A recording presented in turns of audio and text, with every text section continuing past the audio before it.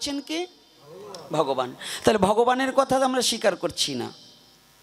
পৃথিবীতে যদি কেউ একটা ভালো শার্ট দেয়, জিজ্ঞাসা করলে এটা কে দিয়েছে? আমার শালা দিয়েছে,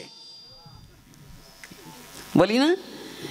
এটা কে দিয়েছে? আমার শ্বশুর দিয়েছে। এটা কে দিয়েছে? আমার আত্মীয় দিয়েছে। কিন্তু ভগবান যে প্রতিটা মুহূর্তে আমাকে ভালো রেখেছে, ভগবানের কথা কিন্তু আমরা জীব কখনো বলতে অভ্যাসস্থ নই। কয়জন বলি বলুন? হাতে গোনা,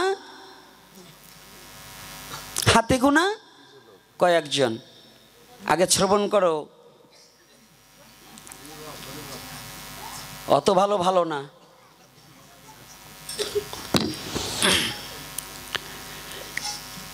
তাহলে একমাত্র কৃষ্ণ ভুলি যেই জীব অনাদি বহির্মুখ, অত এব মায়াতারে দেয় সংসার দুঃখ। প্রতিটা জীবই সংসারে যাদের জন্মগ্রহণ করেছি, দুঃখ বিনে আমাদের সুখ নেই। মুখে আমরা অনেকেই বলি সুখে আছি। বিবেকের কাছে প্রশ্ন করে দেখেন, আমরা কোনো জীবী কোনো না কোটির মধ্যে গুটি, হয়তো হাতে গোনা কয়েকজন ব্যক্তি সুখে আছে। কোনো কোনো ব্যক্তি আমাদের মধ্যে মনে করি একজনের 5 তলা বাড়ি আছে, 4টা ছেলে চাকরি করে, কোটি কোটি টাকা ব্যাংক ব্যালেন্স আছে, এই ব্যক্তিই বুঝি আমাদের মধ্যে বড় সুখী।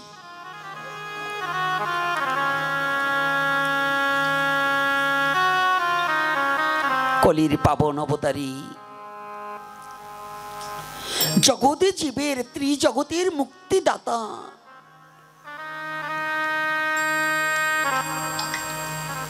শ্রীমান গৌর হরি বললেন, হে জগৎ জীব, সুখেরও লাগিয়া যদি খোঁজ ত্রিভুবন, কৃষ্ণ বিনে সুখ দিতে নাহি কোনো জন।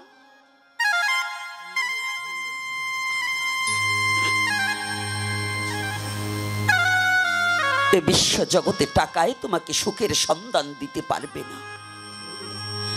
পরিশ্রম করলে ধন পাওয়া যায়, কিন্তু সুখী হওয়া যায় না। টাকা থাকলে ল্যাব তো সুখ কেনা যায়, জাজিম কেনা যায়, খাট কেনা যায়, ঘুম কেনা যায় না।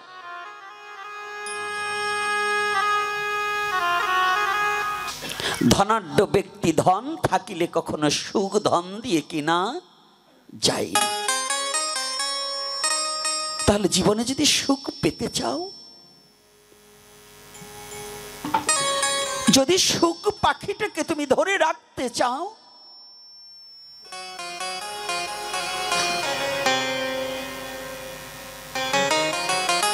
তাহলে তোমার অসুখটাকে পরিবর্জন করতে হবে। অসুখ গেলেই তো সুখ আসে। অসুখ থাকাকালীন জীবের হৃদয়ে কোনোদিন সুখ অনুভূতির জগতে আসে না। আপনার ব্যাধি হয়েছে, যতদিন পর্যন্ত ব্যাধিটা আছে, এই ব্যাধিটা থাকাকালীন অবধি আপনার দেহটা যেমন স্বস্তি বোধ লাগে না, প্রশান্তি লাগে না, অশান্তি লাগে, তদ্রূপ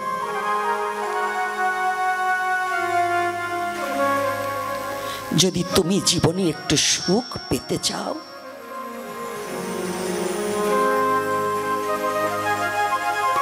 তোমার জীবনের সমস্ত অহংকার, অহমিকা, গর্ব, হিংসা, নিন্দা, অহংকারকে দূরীভূত করে দিয়ে একবার ভগবান কৃষ্ণের চরণে আত্মসমর্পিত চিত্ত করে লও।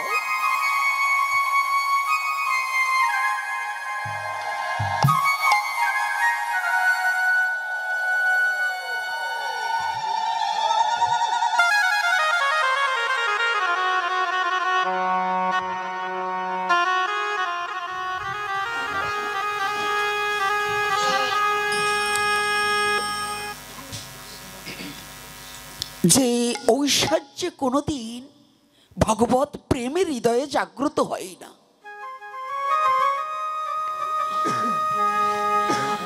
যে অর্থে কোনোদিন ভগবত চিন্তা আমাকে করিয়ে দিতে পারে না, ওই অর্থটাই অনর্থ হয়ে দাঁড়িয়ে যাবে।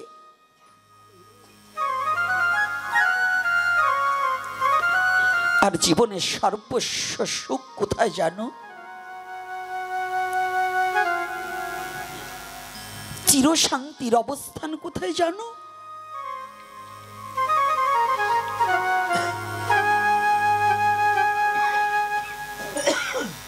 একদিন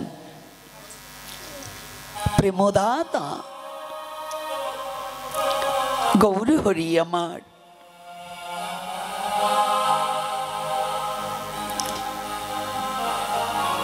প্রেমদাতা গৌর হরি হরি নাম সংকীর্তন করিতে করিতে সংকীর্তনরত ইতা সংকীর্তনের পিতা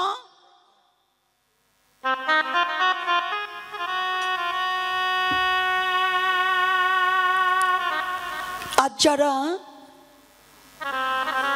এই যে আমরা হরিনাম সংকীর্তন করার সৌভাগ্য আমাদের হয়েছে, যাদের জাতি ধর্ম বর্ণ নির্বিশেষে, সনাতন ধর্মের তো অনেক জাতপাত আছে,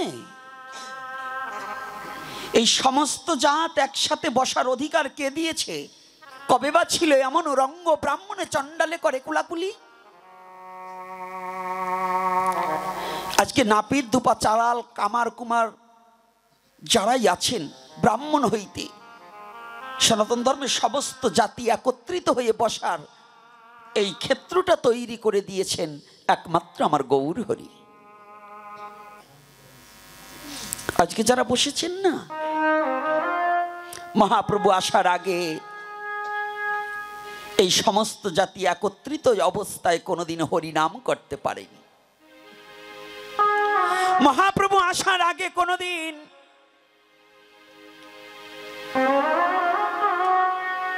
এমন করে কেউ হরিনাম শিক্ষা দিতে পারেনি।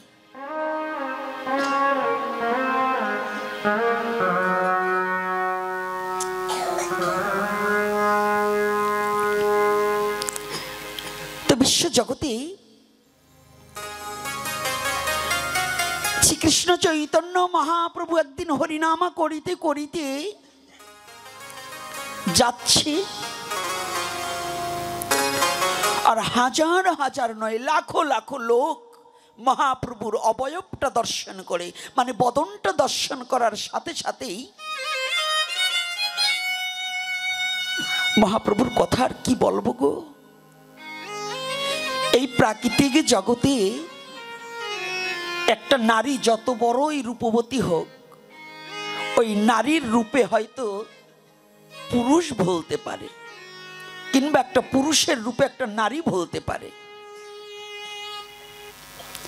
আর ওখানে কলম দিয়ে লেখলেন, আমার মহাপ্রভুর রূপের বর্ণনা করতে গিয়ে বললেন, এ রূপের যাই বলিহারি, দেখলে ভুলে পুরুষ নারী। মহাপ্রভুর বদনখানা দর্শন মাত্র নারী পুরুষ পৃথিবীতে কেউ আর ওই বদনে একবার যে নয়নে দিয়ে তাকিয়েছে তার দায় হয়েছে গৃহে থাকা, সে ঘরে থাকতে পারেনি।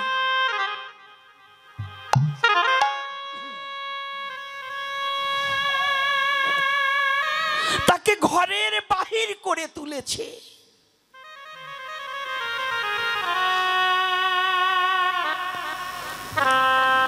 মহাপ্রভু হরি নাম করিতে করিতে যাচ্ছে, সঙ্গে সহদিত ভাই নিত্যানন্দ, যাহার নাম লইলে ভক্তের হৃদয়ে বাড়ে আনন্দ। অভক্ত এটা টের পাবে না।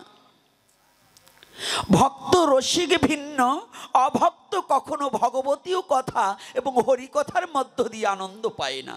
বই বুঝিবে রসিক ও শেখর, না বুঝিবে মূঢ়। ভগবানের কথায় যারা মূর্খ, মূর্খ কাকে বলছে? লেখাপড়ি জানে না সে কি মূর্খ? না না না, সে মূর্খ নয়। একজন ডক্টরেট করা লোক, এই পিএইচডি করা লোক মূর্খ হতে পারে। আর একজন জীবনে কোনোদিন স্কুল কলেজ ভার্সিটিতে যায়নি, সেও জ্ঞানী হতে পারে। রাধে রাধে পারে না বাবা। কারা মূর্খ? বুঝিবে রসিক শেখর, না বুঝিবে মূঢ়। মূঢ় মানে অবিবেকী, যার জ্ঞান নাই, বিবেক নাই, বুদ্ধি নেই, চৈতন্যতা প্রাপ্তি নেই, সে কোনোদিন এই তত্ত্ব উপলব্ধি করতে পারবে না। কি করে পারবে গো? কি করে পারবে? অন্ধ যেমন প্রদীপের আলো কখনো দেখতে পায় না, আর যারা অহংকারের অন্ধ হয়ে গেছে, জ্ঞান অন্ধ হয়ে বসে আছে, তারা কোনদিন ভগবত প্রেম উপলব্ধি করিতে পারিবে না।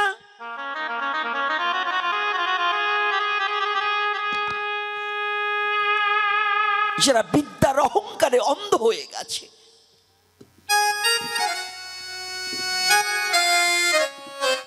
আমি বড় বিদ্বান, আমি বড় জ্ঞানী, আমি বড় সাধু, আমি যা বুঝি তা জগতে আর কেউ বোঝে না, এই ভাবনাটা যার হৃদয় মাঝে আছে, ও কোনোদিন ভগবত প্রেম উপলব্ধি করতে পারবে না। জন্ম জন্মান্তর তার কেটে যাবে, কোনোদিন কৃষ্ণ প্রেম তার হৃদয় মাঝে উদ্ভাসিত হবে না।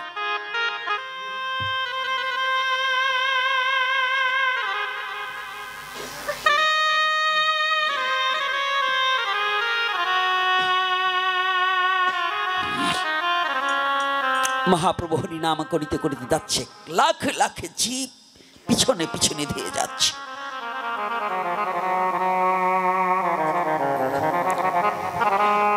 প্রভুর বদন দর্শন করার জন্য, আর প্রভু এমন ভাবে কৃষ্ণ নাম করছে না, উত্তণ্ড নৃত্য করছে। এই যে একটু আগে যখনই বলেছি, ভালো করে জেনে নেবেন, যাহা কিছু ভক্ষণে উদ্গারে তার লক্ষণে। একটু আগে যখন কথা বলছি, পিছন থেকে এমন একটা কথা বলেছে যাহা ভাগবতীয় আসরে প্রযোজ্য নয়। আমরা বুঝাইবার নিমিত্তে 10টা কথা বলতে পারি, তাই না বাবা?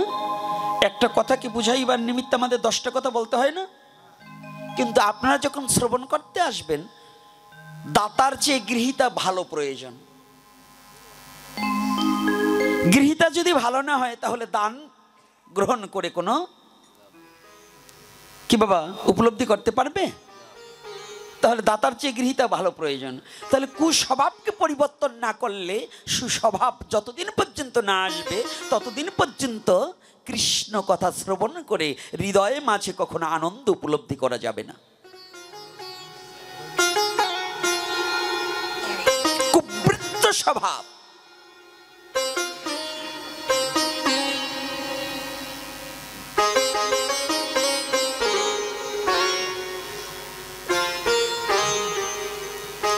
এদিকে মহাপ্রভু যখন হেঁটে চলছে, লাখে লাখে জীব যাচ্ছে কাকে দর্শনে? প্রভুকে দর্শনে।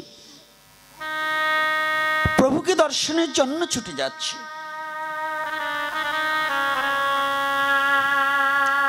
আমা পাটা গুছিয়ে বসো, বসো, আমি ওই পিছনে গিয়ে বসো। ভাগবত যেখানে চলে তার দিকে পা দিয়ে বসাটা একেবারে দণ্ডনীয় অপরাধ।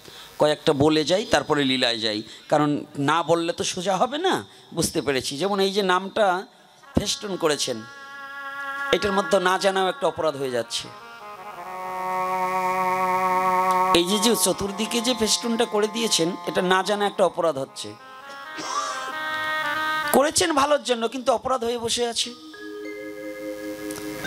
এই অপরাধটা হচ্ছে, বিগ্রহের পায়ের নিচে কখনো নাম দেওয়া যাবে না।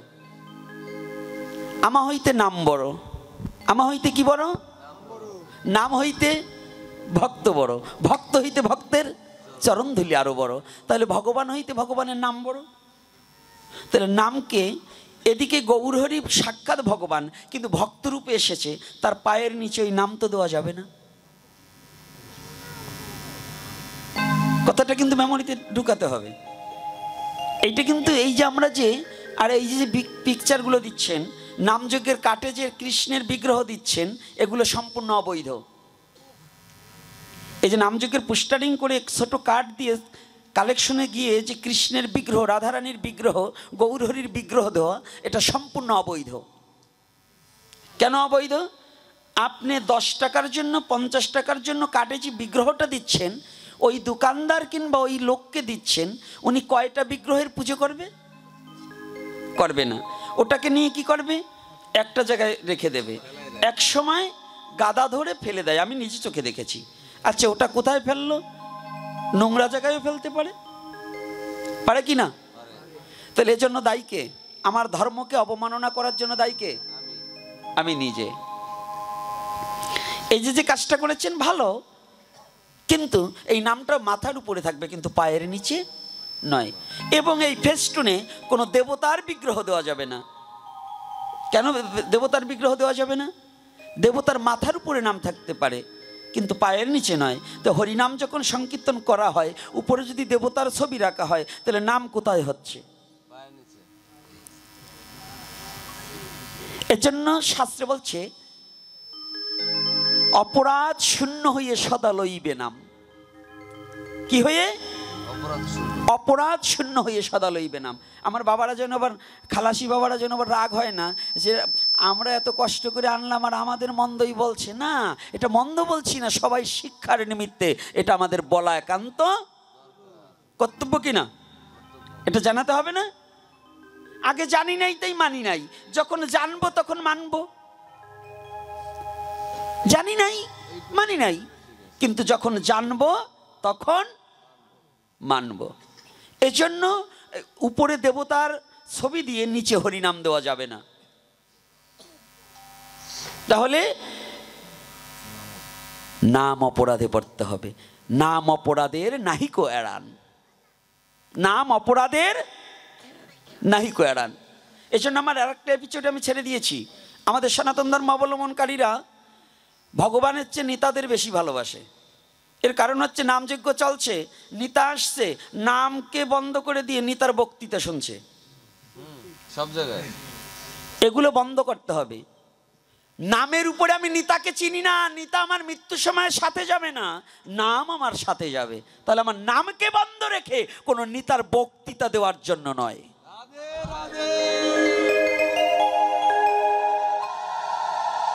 নেতাকেও প্রয়োজন আছে। নেতাকে রাজনীতির প্রেক্ষাপটে, রাষ্ট্র পরিচালনার প্রেক্ষাপটে নেতাকে আমার প্রয়োজন আছে। অন্যদিন কিন্তু নাম চলাকালীন নেতার আলোচনা শোনা যাবে না এবং করতেও দেওয়া যাবে না। এটা কিন্তু সম্পূর্ণ অবৈধ। কিন্তু এই সনাতন ধর্ম কিছু জ্ঞান অন্ধ, জ্ঞান পাপীরা ওই 10,000 টাকা 50,000 টাকার লোভে ওরা হরি নামকে পর্যন্ত বিক্রি করে দেওয়ার জন্য ব্যস্ত থাকে। একজন নেতা এসে আমাকে 50,000 টাকাই দেবে, সে যে হোক, 50,000-এর উপরে 1 লাখের উপরে তা দেবে না। তা টাকার বিনিময়ে আমার হরি নামকে যারা ছোট করে দেখতে চায়, এটা জ্ঞান পাপী। জ্ঞান আছে অথচ পাপ কর্ম করে যাচ্ছে টাকার জন্য। এজন্য হরি নামকে বন্ধ করে দিয়ে, হরি নামকে স্থগিত রেখে, হরি নামকে ছোট ছাউনে করে দিয়ে কোনো নেতার আলোচনা চলিবে না। কি মনে থাকবে তো? রাধে রাধে। অল্প কিছু ভক্ত, তার মধ্য দিয়েও বলতে হচ্ছে। তবে এই খালাসিডাঙ্গিতে এতগুলো ভক্ত হওয়া কিন্তু অনেক ব্যাপার। অনেক ভক্ত হয়েছে, অনেক ভক্ত হয়েছে। এজন্য ভক্তদের চরণে আমি আর একটা দণ্ডবোধ জানাই। অনেক ভক্ত হয়েছে। তবে কথাটা কেন বলছি, এই চোখে পড়ে গেছে, যদি এটাকে না বলি আবার ভুলে যেতে পারি, এই জন্য এটাকে আগে মীমাংসা করে নিলাম যে এগুলো আমাদের জন্য অবৈধ। 64 প্রকার অপরাধ। নাম অপরাধ কত প্রকার? 64 প্রকার। তাই অপরাধকে হরি নামে যেন অপরাধ না হয়, এদিকে বিচার্য বিষয়। বিচার করিয়া তুমি লইবে কৃষ্ণ নাম। তাহলে নামের বিচার আছে কি না? আছে তো? রাধে রাধে। কষ্ট পাচ্ছেন নাকি? আবার ভাববেন না। তাহলে এইবার দেখুন, এই যে কথাটা, যেখানে আমি কথাটা আমার একটু লেগেছে আমার এখানে, সনাতন ধর্মের যুগ অবতার, যুগনায়ক শ্রীকৃষ্ণ চৈতন্য মহাপ্রভু যিনি, তিনি জগৎজীবের করকমলে যাহা দিতে আসলেন জগৎজীব তাহা নিতে পারলেন না। উনি যা দিতে আসলেন আমরা তাহা নিতে পারলাম না। কি পেরেছি বলুন? একটা ব্যক্তি হাত তুলে বলতে পারবেন যে মহাপ্রভু যা দিয়েছে আমি তা নিতে পেরেছি? আমরা নিতে পারিনি। আমরা মহাপ্রভুকে মানি না। এই যেখানে যতগুলো লোক আসছেন এর মধ্যে একজন মানেন কিনা তাই সন্দেহ, একজন মানি কিনা তাই সন্দেহ। অর্থাৎ মহাপ্রভুর বাক্য মানি না। তো আমরা অপসংস্কৃতিকে মানি, অপধর্মকে মানি, কিন্তু সত্য সনাতন আর এই সনাতনের যে বাস্তবতা এটাকে আমরা কেউ কোনোদিন গ্রহণ করতে চাই না। সনাতন ধর্মের যে বাস্তবতা এটাকে কখনোই আমরা মেনে নিতে চাই না।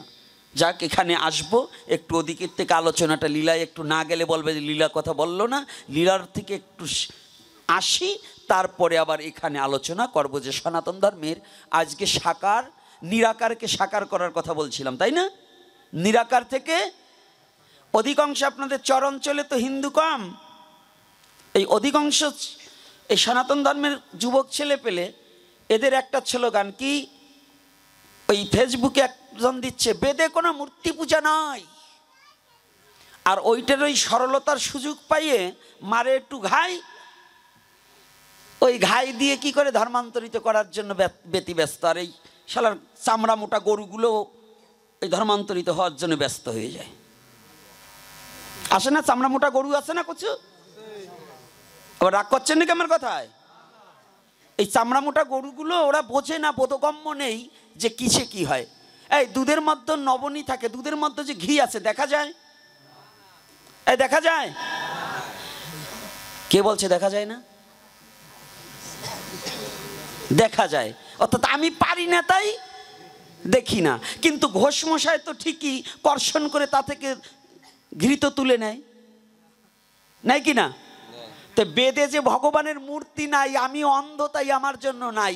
যে ব্যক্তি ভক্ত ওই নিরাকারকেও সাকার করার মতো শক্ত ভক্ত যদি থাকে, সে নিরাকারের মতো সাকারকে দর্শন করতে পারে।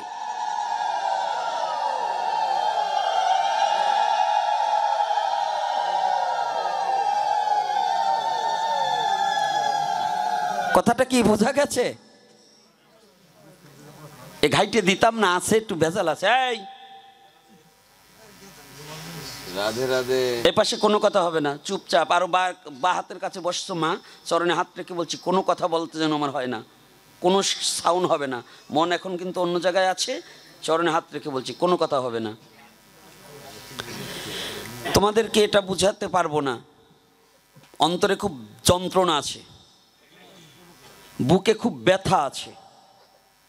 এই ব্যথাগুলো আমার জন্য না, এ ব্যথা আমার জাতির জন্য, এ ব্যথা আমার ধর্মের জন্য, এ ব্যথা আমার সনাতনের জন্য।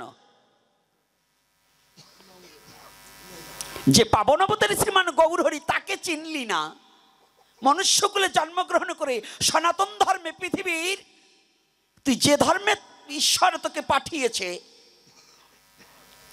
পুত পবিত্র সনাতন ধর্মে তুই জন্মগ্রহণ করে তোর মতো কুলাঙ্গার সেই সনাতনের রসটাকে আস্বাদন না করে বললি যে ওটার মধ্যে কিছু নেই, তুই ধর্মান্তরিত হয়ে গেলি। তোর মতো পশু পৃথিবী তার জন্ম হয়নি, তুই নরপশু। যতগুলোই ধর্মান্তরিত হয়েছে সনাতন ধর্মের কয়খানা গ্রন্থ পড়েছে? ওর বাবাও 2খানা গ্রন্থ পড়েনি। আমার এপিসোড দেখবেন, আমি চ্যালেঞ্জ করে বলছি, পারলে আসো সামনে। পিছনে বসে ফুটফাট কথা বললে হবে না, সামনে এসে দাঁড়িয়ে বাপের বেটার মতো কথা বলতে হবে। সনাতন ধর্মের প্রতিটা তত্ত্ব অবগত হতে হবে। তুমি না সাধনা করে বাইরা বসে বকবকালে কাজ হবে না। কয়খানা গ্রন্থ পড়েছো দেখি? আমি একটু জিজ্ঞাসা করি, তুমি কয়খানা গ্রন্থ পড়েছো? কয়দিন সাধনা করেছো? তুমি বলছো সনাতন ধর্মে কিছু নেই। কয়দিন সাধনা করেছো? কয়দিন ভরে ওঠে প্রাতকালীন স্নান সেরেছো? ভোরবেলায় উঠতে গেলে তোমার গায়ে উঠে যায় জ্বর, আর বেটারা 108 বছর, 110 বছর, 130 বছর বয়সেও প্রাতকালীন স্নান সেরে ভগবানের চরণে তুলসী দিচ্ছে, যুবকের ন্যায় তারা চলছে। এখনো ব্রজের মাটিতে এমন সাধক আছে, প্রেমানন্দ বাবাজি দুটো কিডনি নষ্ট হয়ে গেছে, সপ্তাহে 2 দিন তার ডায়ালিসিস করতে হয়, তারপরেও সে রাধারানীর নামে কৃপায়, রাধারানীর অপার অনুকম্পায় তিনি রাধার নামে মগ্ন হয়ে সাক্ষাৎ রাধারানীকে তিনি দর্শন করতে পারেন। তুমি এই পাতকুয়োর ব্যাঙে তুমি সাগরের তত্ত্ব কোনোদিন পাওনি, বলো সাগরে কিছু নেই, এটা কোনোদিন ভাববে না। তো এই জন্য আগে এই কথাটা কেন বলেছি, এটা একান্ত প্রয়োজন। একদিনের আলোচনায় আমার পোষায় না, তবু সময় দিতে পারিনি। ওরা চেয়েছিল ঠিক, কিন্তু আমার সময় হয়নি। একদিনের আলোচনায় সম্পূর্ণ তত্ত্ব আলোচনা করা সম্ভব না। অর্থাৎ এইখানে একটা সমস্যা আছে। আপনাদের এই ভদ্রাসনের মধ্যে, এই হিন্দু জাতির মধ্যে একটা রোগ ঢুকেছে, এই চরাঞ্চলে একটা অসুখ ঢুকেছে। এই অসুখটাকে নির্মূল করতে হলে পরে আপনাদের মাঝে মাঝে ধর্মসভা দিতে হবে, আর আপনাদের ছেলে মেয়েকে নিয়ে ধর্মসভা করতে হবে, সনাতন ধর্মের শাস্ত্র জানতে হবে। আপনাদের এই চরাঞ্চলে, বিশেষ করে চরাঞ্চলে কিন্তু ভয়ানক একটা ব্যাধিতে রূপান্বিত হয়েছে। এই ব্যাধিটাকে নির্মূল করতে হলে সনাতন ধর্মের শাস্ত্র অধ্যয়ন করতে হবে, এবং আপনার বুঝতে হবে। আপনার যদি কোনো বুঝায় ভুল থাকে, আপনারা আমাদের সাথে দেখা করুন, আমরা সলভ করে দেওয়ার চেষ্টা করব। কথা দিচ্ছি, সলভ করে দেওয়ার চেষ্টা করব।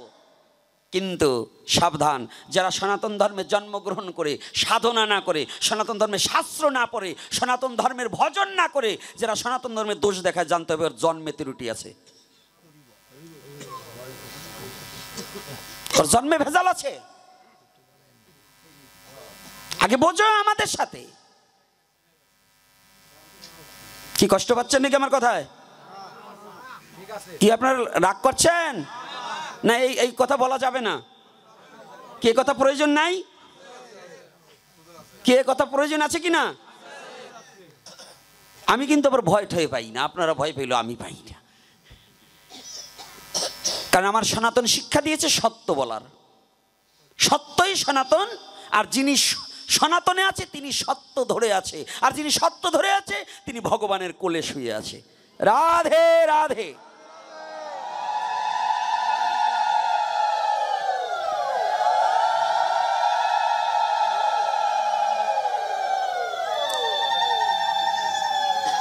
তিনি ভগবানের কোলে শুয়ে আছে। তুমি যে ধর্মে জন্মগ্রহণ করেছো, এই ধর্মের নামই সনাতন, তুমি বুঝতে পারোনি, তুমি মরছো অকারণ। কতজন আসলো আর গেল, সনাতন ধর্মের এই গভীরতা মাপতে পারবে না। এই গভীরতা মাপার মতো জ্ঞান তোমার হয়নি, তুমি কি করে মাপবে গো? কত আর্য মহর্ষিরা যুগ যুগ যুগান্তর ধ্যান করে সনাতন ধর্মের বিন্দু মাত্র তত্ত্বজ্ঞান আহরণ করতে পারেনি। ব্যাসদেব এত শাস্ত্র গ্রন্থ লেখার পরেও তিনি করজোরে বিনয় করে বললেন, যদি এই পৃথিবীর সমস্ত সমুদ্রের জলরাশি যদি কালি হতো, বৃক্ষ তরুলতা যদি লেখনী কলম হতো, তথাপি ভগবানের তত্ত্ব আমি বিন্দু মাত্র লিখতে পারতাম না। আর তুমি সাধারণ জ্ঞানে কি বুঝো? পৃথিবীতে তোমার কতটুকু জ্ঞান হয়েছে গো? তুমি সেই জ্ঞানের পরিধি দ্বারা সনাতনকে তুমি মাপতে চাও? সনাতনকে তুমি বুঝতে চাও?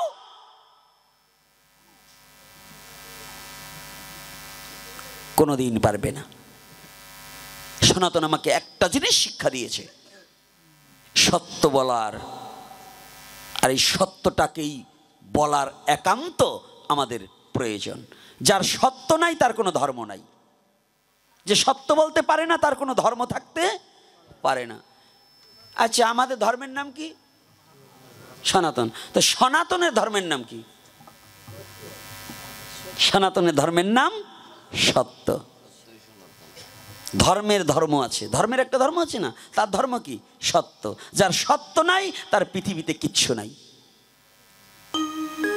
যিনি সত্যকে ধরে আছে তিনি যেন সাক্ষাৎ ভগবানের কাছে বসে আছে। রাধে রাধে।